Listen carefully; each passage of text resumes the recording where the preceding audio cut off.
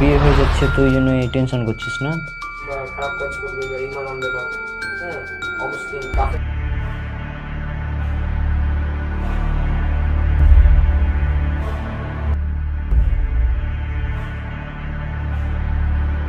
থেকে যাবে, তারা জাহান্নামে যাবে। তা আল্লাহ বলে দিয়েছেন।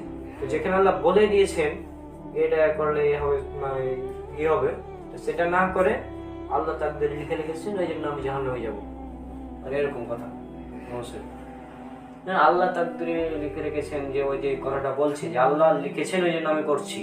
আল্লাহ যে লিখেছেন, আল্লাহ তোমার প্রতি কি লিখেছেন এটা কি তুমি জানো?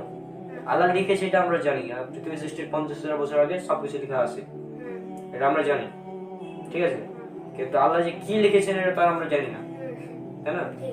কারণ এটা দিয়ে যদি বলে যে আমি এখন একটা চাকু নিয়ে গিয়ে একজনের খুন করলাম, যে বললাম যে আল্লাহ লিখে রেখেছেন ওই জন্য আমি খুন করেছি, সঠিক হবে? আর আল্লাহ তো লিখবেন, আল্লাহ তো লিখবেন, কারণ কি? কারণ আল্লাহর কাছে তো কোনো টাইম নাই। আমাদের কাছে মিলে আমরা দেখতে পাচ্ছি এটা পাস্ট, এটা প্রেজেন্ট, এটা ফিউচার, আমরা আমাদের কাছে এরকম, কিন্তু আল্লাহর কাছে সব সমান। তিনি অতীত যেমন দেখতে পান, বর্তমান যেমন, ভবিষ্যৎ তেমন, তার কাছে কোনো পার্থক্য নেই। তো তিনি যখন দেখতে পাচ্ছেন সব, তো তিনি তো অবশ্যই লিখবেন। তিনি দেখছেন যে তুমি একজনকে খুন করবা, লিখে রেখেছেন। তাহলে এই তাকদীরের বিষয়টা হচ্ছে এরকম। এখন তুমি একটু সংক্ষেপে বলো, দু একটা লাইনে, বুঝেছো কিনা? হ্যাঁ, আমি বুঝেছি যে আল্লাহ লিখেছেন তাই আমরা করছি, এটাও সঠিক না, আবার আমরা করছি তাই আল্লাহ লিখেছেন, এটাও সঠিক না। সঠিকটা হচ্ছে মাঝামাঝি। মানে এখানে একটা বিষয় আছে যে তাকদীর সম্পর্কে মোট 3টা দল আছে, 3টার মধ্যে 2টা বাতিল। বাতিল নাম্বার 1 যারা হচ্ছে জাবারিয়া। জাবারিয়া, হ্যাঁ, এরা হচ্ছে শুধুই মানে আল্লাহ লিখেছেন এই জন্য আমরা করছি, আমাদের নিজস্ব কোনো ইচ্ছা নেই। এই যে আমি হাত উঠালাম, এটা আল্লাহ লিখেছেন এই জন্য আমরা হাত উঠেছি, আমাদের ইচ্ছা নেই। আর ওরা মানে জাস্ট বলে যে আমরা জাস্ট একটা পুতুল, আল্লাহ যেভাবে আমাদেরকে চলে আমরা বলছি, আমরা হাত উঠাচ্ছি, এটা আসলাম উঠাচ্ছি, এটা আল্লাহ উঠাচ্ছেন, এটা হচ্ছে ওদের বিশ্বাস। এরা একটু জাবারিয়া, এরা বিভ্রান্ত, মানে এদের কাছে মানে নিজস্ব ইচ্ছা বলতে কিচ্ছু নেই। আবার এক দল আছে কাদেরিয়া, ওরা আবার তাকদীর বলতে কিচ্ছু নেই ওদের কাছে, মানে ওরা বলছে যে আমরা যা করব ওটাই আল্লাহ লিখে রেখেছে। মানে ওটা হচ্ছে যে কর্ম, মানুষ যে কাজটা করে, মানুষ যে একটা কাজ করছে, এই কাজটা তারা মনে করছে যে কাজটা আসলে মানুষের তৈরি, সেটা এমন না। আল্লাহ বলছেন পবিত্র কোরআনে সূরা সফফাত সূরা নম্বর 37 আয়াত নম্বর 96 আল্লাহ বলছেন যে মানুষ যে আমল করে সেটা আল্লাহর সৃষ্টি। অর্থাৎ মানুষ একজনকে খুন করবে, এটা একটা কাজ। মানুষ একজনকে খুন করলো, এই খুন যে করবে এই বিষয়টা কিন্তু আল্লাহর সৃষ্টি। এটা আল্লাহ চান না যে কেউ কাউকে খুন করবে, এই জন্য আল্লাহ নিষেধ করেছেন, ঠিক আছে। আবার তোমার সামনে দুধের বাটি আছে, মদের বাটি আছে, দুটো একসাথে আছে। এখন আল্লাহ বলেছেন দুধ হালাল আর মদ হারাম, ঠিক আছে। এখন তুমি যদি মদ খাও, আল্লাহ তো বলে দিয়েছেন মদ হারাম, তুমি মদ খাও, এই যে মদ খেয়েছো, তুমি ভাবছো যে এটা আমি খেলাম, কিন্তু এই খাওয়াটা কিন্তু আল্লাহর সৃষ্টি। মদ যে তুমি খাবা, এই কাজটাকে আল্লাহ অস্তিত্ব আসতে দিয়েছেন, মানে কাজটা যে হবে, সম্পন্ন হবে, এটা আল্লাহ চেয়েছেন, এটা আল্লাহ হুকুম করেন। একটা হচ্ছে আমার ইচ্ছা আছে কিন্তু আমার মানে সন্তুষ্টি নেই, মানে আমার ইচ্ছা আছে ঠিকই এই কাজে, আসলে কাজটা আমার পছন্দ না, হ্যাঁ, এই কাজে আমি মানে এই ক্ষেত্রে তো মানুষের সাথে উদাহরণ দিয়ে লাভ নাই, ঠিক না? কারণ আল্লাহর সাথে তো উদাহরণ দেওয়া সম্ভব না। আর তাকদীরের বিষয়টা এমন বিষয় যেটা বোঝা অনেক কঠিন। আর নিজে তো 3 মাসের উপরে সময় লেগেছিল এই বিষয়টা বুঝতে আমার। তারপরও 3 মাসের সময় লেগেছিল যখন থেকে বোঝা শুরু করি। আর আগে থেকে তো ধরো একটা বিশ্বাস ছিল যে এরকম যে আমরা করব, এটা আল্লাহ জানেন, এই জন্য আল্লাহ লিখে রেখেছে, এটা ভুল। পরে বুঝতে পেরেছি এটা ভুল। এবং এই উদাহরণটা জাকির নায়েক স্যার দিয়ে থাকে, জাকির নায়েক স্যারের উদাহরণটা সঠিক না, ভুল এক্ষেত্রে। কারণ এটা আহলুস সুন্নাহ ওয়াল জামার আকীদার মানে পরিপন্থী মানে বিষয় হয়ে যাচ্ছে। ওই জন্য মানে জাকির নায়েক স্যারের বিষয়টা পুরোপুরি ক্লিয়ার না আর কি, মানে পুরোপুরি ভুলও না আবার পুরোপুরি ক্লিয়ারও না। তিনি যদি আরেকটু অ্যাড করে বিষয়টা বুঝাতেন তাহলে একদম ক্লিয়ার হয়ে যেত। তো যাই হোক, এই উদাহরণটা ভুল, যে আল্লাহ লিখেছেন ওই জন্য আমরা করছি, এটা যেমন ভুল, কারণ আমরা করবো ওই জন্য আল্লাহ লিখে রেখেছেন, এটাও ভুল। সঠিক হচ্ছে এর মাঝামাঝি অবস্থান, যে আমাদের নিজস্ব একটা ইচ্ছা আছে, আবার আল্লাহর ইচ্ছার বাইরে আমরা কিছু করতে পারবো না। আবার ভালো কাজে আল্লাহর ইচ্ছা থাকে এবং হুকুমও থাকে, মানে সন্তুষ্টিও থাকে। কিন্তু আল্লাহ খারাপ কাজে আল্লাহর ইচ্ছা থাকলেও সন্তুষ্টি থাকে না। তো আল্লাহ কাউকে হুকুম করে না খারাপ কাজ করতে। তুমি যে খুন করলা মানুষকে ধরো, বা মিথ্যা কথা বললে, মিথ্যা কথা বলতে গিয়ে আল্লাহ হুকুম করে না। কিন্তু তুমি যে মানে করলা, এটা তোমার ইচ্ছাতে করলা, কিন্তু আল্লাহর ইচ্ছা আছে এই ক্ষেত্রে, যেটাকে ইরাদে কাউনিয়া বলা হয় সম্ভবত, ইরাদে সারিয়া না হলে ইরাদে কাউনিয়া এরকম। হ্যাঁ, যে বিষয়টা এমন, তাকদীরের বিষয়টা বুঝা অনেক কঠিন। মুসাব্বিরের ভিডিও আছে 22 মিনিটের, ওটা কমপক্ষে তোমাকে 5 থেকে 6 বার দেখলে ক্লিয়ার হতে পারবে, তাছাড়া সম্ভব না এই বিষয়টা ক্লিয়ার করে হোক। হ্যাঁ, তো মুসাব্বিরের সোমবার কথা জানলা, আজান দিয়ে দিবি কিছুক্ষণ পর। তুমি কোথাও যাবা? হ্যাঁ, আমি একটু নদীর দিকে যাবো বাতাস খেতে, আমার বন্ধুরা এসেছে। আচ্ছা, তুমি যাও তাহলে, আমি একটু পড়তে বলবো আর কি। ঠিক আছে, আবার চলে আসবে কিন্তু। হ্যাঁ, এই নামাজ আসরের আজান দিবে তো, আসরের আজানের আগেই চলে আসবে, ঠিক আছে? আচ্ছা, ঠিক আছে।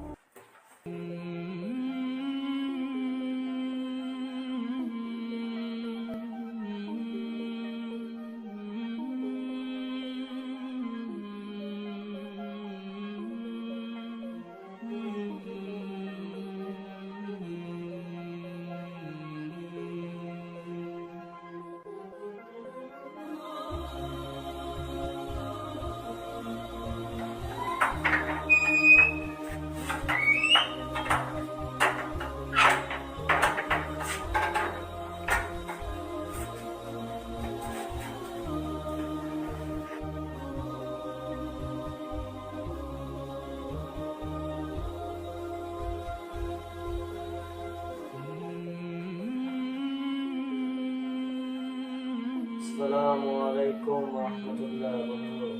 ওয়ালাইকুম আসসালাম। আচ্ছা, এই ব্যাপার, এই ছিল ঘটনা তাহলে তোমার। আচ্ছা, দেখি পরবর্তীতে যদি কোনো কিছু হয় তাহলে আমাকে জানাও অবশ্যই। হ্যাঁ, নামাজের সময় হয়ে গেল, আমি বাসে চলে যাবো। ঠিক আছে, আমি বাসেই যাই তাহলে।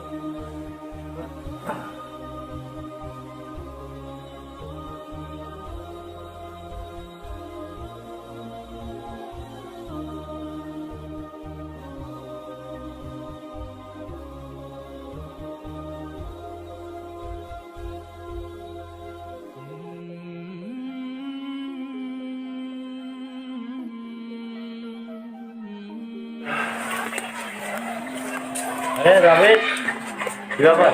চৌধুরী ভাই, আমি আসসালামু আলাইকুম। ওয়ালাইকুম আসসালাম। আপনার আলহামদুলিল্লাহ, আপনার থেকে অনেক কিছু জানলাম। রনক ভাই বললো আমাকে অনেক কিছু। আচ্ছা আচ্ছা, তো কথা হচ্ছে যে আমি রনকের কাছে আসছিলাম আইনে চ্যাপ্টার 2 শোনার জন্য। হুম, কিন্তু অনেকটাই বললো আর কি। কিন্তু ভালোই কেন দেখুন, তুমি স্কুল করে আসছো? স্কুল ছুটে গেছি। স্কুল ছুটি হয়েছে, আমি একটা যে বাতাস খুলে আমাদের নদীর তোর হাতে এটা কি? ও, এটা তাবিজ। তাবিজ? হ্যাঁ, জানো না তাবিজ ব্যবহার করার সেট এখন খুলে ফেলো। ওরা পাইছে কি? কে দিয়েছে তোমাকে এটা? তাবিজ কে দিয়েছে? ওই যে নদীর কিনারে একজন ব্যক্তি এসেছিল, বলছে যে তাবিজ পড়লে নাকি আমি সব বিপদ থেকে বেঁচে থাকবো, ওই জন্য নিলাম আর কি। আমার বন্ধুরাও নিল একটা।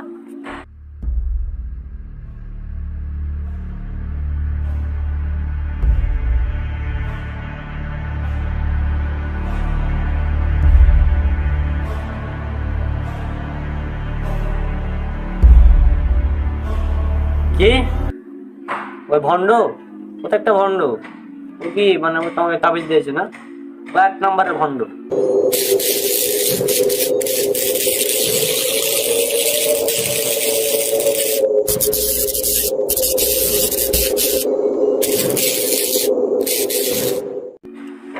ভণ্ড মানে ও তো আর দাড়ি আছে, টুপি আছে, হুজুর মানে হুজুর মানুষ মনে হলো, আমি ভালো মানুষ তো দেখছি।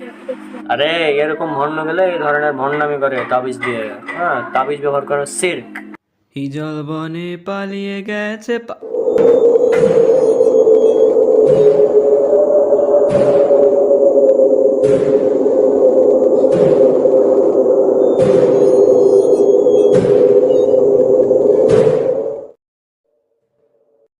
আমি তো কবার বলছি তোমাকে তাবিজ ব্যবহার করা হচ্ছে শিরক।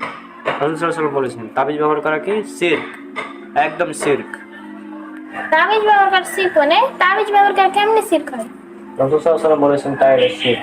কারণ আমি ডিটেইলস তোমাকে বলছি যে এটা কেমন শিরক হয়। তাবিজ ব্যবহার করা শিরক। এই যে তোমার বলছি যে এই তাবিজ পড়লে নাকি মানে বিপদ থেকে বাঁচে থাকবে, বিপদ থেকে বাঁচে থাকবে তাবিজ না আল্লাহ? তা আল্লাহর দায়িত্ব কি আল্লাহ তাবিজকে দিয়েছে? তোর ওই লোকের কথা বিশ্বাস করলে কেন? এটা তো শিরক। আল্লাহ রাসূল সাল্লাল্লাহু আলাইহি ওয়াসাল্লাম বলছেন যে ব্যক্তি তাবিজ ব্যবহার করলো বা তাবিজ ব্যবহার করলো বা তাবিজ ঝুলালো সে শিরক করলো।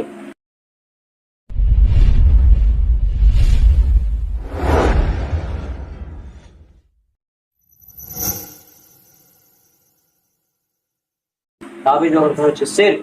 তাবিজ ব্যবহার করা যে শিরক এ বিষয়ে আমি 3 বছর আগে ভিডিও বানাচ্ছিলাম, 3 বছর আগে আজ থেকে, হ্যাঁ 2021-এ। তো মনে হয় সে ভিডিওটা দেখোনি তাই না? না আমি দেখিনি। তাহলে আজকে গিয়েই ভিডিওটা দেখবা, হ্যাঁ তাহলে বুঝতে পারবে যে তাবিজ ব্যবহার করা কেন শিরক।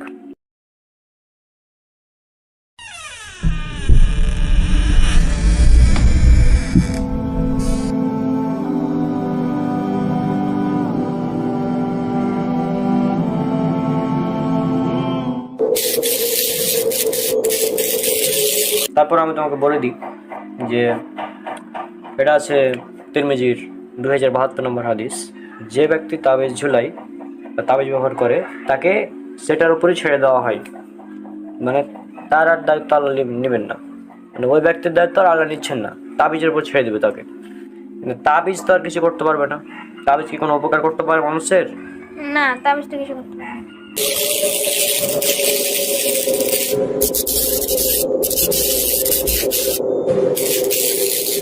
যেহেতু তাবিজ কিছু করতে পারবে না তারপরেও মানুষ তাবিজ ব্যবহার করে, এটা একটা অনেক দুঃখজনক বিষয় যে তাবিজ মানুষ ব্যবহার করছে। আমি তোমাকে কিছু উদাহরণ দিই যে তুমি কোন ফলটা সবথেকে বেশি পছন্দ করো। আমার তো লিচু ভালো লাগে। আচ্ছা লিচু ভালো লাগে তাই তো। এখন লিচু যেহেতু ভালো লাগে তোমার, তা আমি যদি এখন এক কাজ করি যে মোটামুটি একটা মালার মতো করে একটা লিচু নিলাম, যে লিচুগুলো তোমার গলায় ঝুলিয়ে দিলাম, তাহলে কি লিচুর ওই পুষ্টি উপাদান স্বাদ তুমি পাবা? কিছু কিছু কি পাবা? না কিছু পাবো না। তাবিজের ব্যাপারটাও ঠিক একই রকম, যে আমি মনে করো যে কোরআন হাদিস একদম পুরোটাই লিখে দিয়ে দিলাম তাবিজের মধ্যে। হ্যাঁ আল্লাহ বলেছেন কোরআন পড়তে, কিন্তু কোরআন না পড়ে কোরআনকে আমরা ঝুলিয়ে নিয়ে বেড়াচ্ছি। আবার তো তোমার কাছে যে তাবিজ এগুলো তো কোরআনের তাবিজ না, এগুলো মনে করো এমনি তাবিজ, কি বলা যায় এগুলোকে, ফালতু তাবিজ, মানে এটা জাস্ট কুফরি তাবিজ। أعوذ بالله من الشيطان الرجيم بسم الله الرحمن الرحيم ألف لام ميم ذلك الكتاب لا ريب فيه هدى للمتقين الذين يؤمنون بالغيب ويقيمون الصلاة ومما رزقناهم ينفقون والذين يؤمنون بما أنزل إليك وما أنزل من قبلك وبالآخرة هم يوقنون أولئك على هدى من ربهم وأولئك هم المفلحون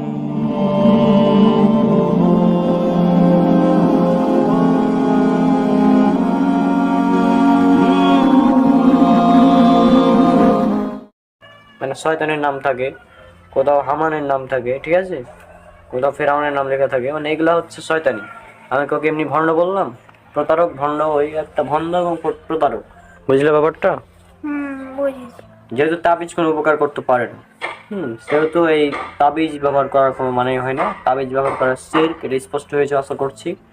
আর যদি এখন তোমার অনেক অসুস্থ, তুমি অনেক অসুস্থ, মানে আমি যদি তোমাকে বলি যে মানে কিছু ওষুধ নিয়ে গলায় ঝুলিয়ে দিলাম তোমার, তাহলে কি হবে? ওষুধগুলো নিয়ে যদি গলায় ঝুলিয়ে দিই তাহলে কি তোমার মানে অসুখ ভালো হবে নাকি আরো খারাপ হবে? কিছুই হবে না। না, কিছুই হবে না।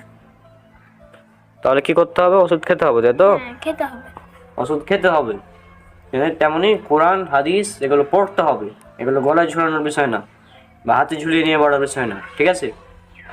এখন তো পেন ড্রাইভ পাওয়া যায়, মেমোরি কার্ড পাওয়া যায় 32 GB। তো 32 GB একটা মেমোরি কার্ডে কোরআন হাদিস যত কিছু আছে সব একদম লোড করে হাতে তুলে করা। তাবিজ এগুলো পড়ার জিনিস না, এগুলো মানে তাবিজ হচ্ছে শিরক, পুরোটাই শিরক তাবিজ। ইসলামে তাবিজ শিরক, শুধুমাত্র ঝাড়ফুঁক করা যায় যাচ্ছে ইসলামে। আচ্ছা, তুই কি জানিস জাকির নায়েক স্যারের লেকচারগুলো কতটা তথ্যবহুল হয়? হ্যাঁ, আমিও 2-4বার শুনছিলাম আর কি। এখন দেখি আমারও আইডিতে এগুলো বেশি বেশি আসে। কিরে, তোর চোখে কি হয়েছে? আরে ভাই, কালকে রাতে চোখে যে কি পড়ছে, তারপর থেকে এই অবস্থা, চোখটা জ্বালা পড়া করতেছে অনেক। আচ্ছা, তুই হিন্দু বাড়িতে যা। আচ্ছা, চোখে পানি দেস নাই? আরে ভাই, কালকে রাত থেকে পানির উপরেই আছি, জ্বালা পড়া কমার কোনো নামই নেই। আচ্ছা, তুই তাইলে গোপাল দাদার কাছে যা, শুনছি উনি নাকি ভালোই ঝাড়ফুঁক করে। আচ্ছা ভাই, চলেন তাইলে গোপাল দাদার কাছে যাই। এছাড়া তাবিজ হচ্ছে শিরক। যে তোমাকে বললো এই ব্যক্তি যে এ বাবা তুমি তো, তোমরা তো ছোট, হ্যাঁ ক্লাস 5-6-এ পড়ছো তোমরা, তো তোমাদেরকে যদি বলে যে বাবা এই কাজটা করলে তোমরা অনেক কিছু পেয়ে যাবা, তোমার মনে যা ইচ্ছা হবে তাই পাবা, এভাবে বলে অনেকেই করে দেয় আর কি, মানে কি বলবো, ফুল বানায়। আচ্ছা, চল তাইলে যাই। ভাই চলেন। এ দাদা, কই যাস? ভাই এখনই তো বললাম গোপাল দাদার কাছে যাই, চোখটা একটু ঝাড়ফুঁক করে আনতে যাই। ফুল বানিয়ে দেয় একদম পুরোটাই। তো এরা হচ্ছে ভণ্ড প্রতারক, এদের থেকে সাবধান। এদের মতো অনেকে তাবিজ, অনেকে আংটি বিক্রি করে, এত বড় বড় আংটি। তো এরা হচ্ছে পুরোটাই ভণ্ড প্রতারক, এদের থেকে একদম সাবধান থাকতে হবে। হ্যাঁ, আর তুমি হচ্ছে আমার ভিডিওটা দেখবা, পাশাপাশি তোমার বন্ধুদেরকে দেখাবা ভিডিওটা, তোমার বন্ধুদেরকে দেখাবা যাতে তারা বুঝতে পারে তাবিজ ব্যবহার করা স্থির। আচ্ছা, তুই কি জানিস তোর মনের অজান্তে কত বড় একটা ভুল করতে যাচ্ছিস? কি বলেন ভাই, ভুল? আচ্ছা, তুই আমাকে বল, তুই যদি কোনো হুজুরের কাছে যাস তাহলে সে তোকে ঝাড়ফুঁক করবে কি দিয়ে? আচ্ছা, জানিস না তুই? অবশ্যই কোরআনের কোনো সূরা বা আয়াত দিয়ে ঝাড়ফুঁক করবে। হ্যাঁ, আর বন্ধুদেরকে ভিডিওটা দেখাবো। আচ্ছা, ঠিক আছে, দেখাবো কালকে। এগুলো তাবিজ হচ্ছে ফেলে দিতে হবে। তাবিজ ফেলে দিলাম, ঠিক আছে? তো শোনো, তাবিজ আর কখনো ব্যবহার করবো না, তাবিজ ব্যবহার করার শিরক, আর এটা থেকে একদম সাবধান। যে কেউ তাবিজ বা বলে যে তাবিজ পড়লে এটা হবে, আংটি পড়লে এই হবে সে হবে, যখনই এগুলো বলবো তখনই বুঝে নেবে এগুলো ভণ্ড। আচ্ছা, তুই আমাকে বল, তুই যে হিন্দু বাড়িতে যাচ্ছিস ঝাড়ফুঁক করতে, গোপালবাবু তোকে কি পরে ঝাড়ফুঁক করবে? হবে হয়তো তাদের ধর্মগ্রন্থের কোনো মন্ত্র। হবে হয়তো না, ঠিক তাই, তাদের কোনো ধর্মগ্রন্থের মন্ত্র পড়েই তারা ঝাড়ফুঁক করবে। আর এই ঝাড়ফুঁক নেওয়াটা আমাদের ঈমান হারা হওয়ার কারণ হতে পারে।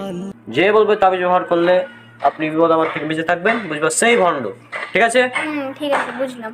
তাহলে এখন আজান যেহেতু হয়ে গেছে, তো চলো তুমি, আমি আর রনক একসাথে নামাজ পড়ে নিই আসরের, তারপর আমি বাড়ি যাই, ঠিক আছে? চলো। আচ্ছা।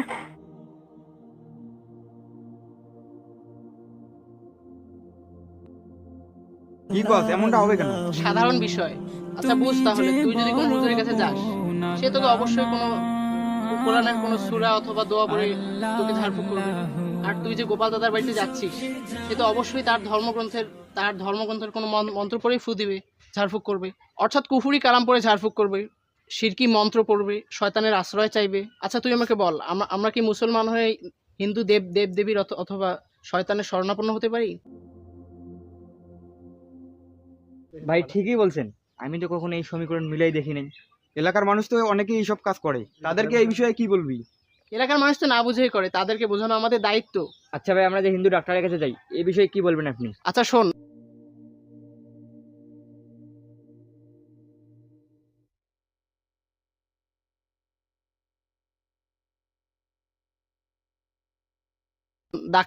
ডাক্তার তো মন্ত্র পড়ে ফু দেয় না, তারা তো চিকিৎসা বিজ্ঞানের উপর নির্ভর করে চিকিৎসা দিয়ে থাকে, যেমনটা একজন মুসলিম ডাক্তার দিয়ে থাকে আর কি।